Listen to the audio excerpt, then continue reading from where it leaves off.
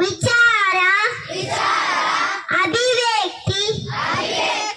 ನಂಬಿಕೆ, ಧರ್ಮ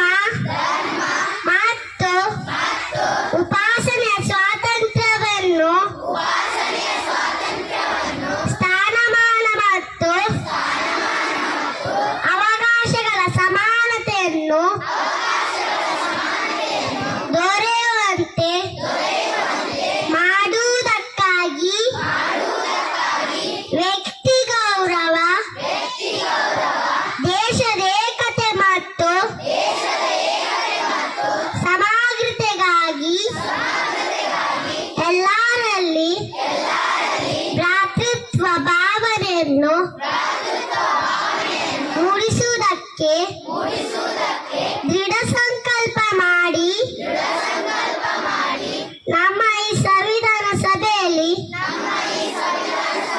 1949ನೇ ಇಸವಿ ನವೆಂಬರ್ ತಿಂಗಳ 26ನೇ ದಿನದಂದು ಈ ಸಂವಿಧಾನವನ್ನು ನಮಗೆ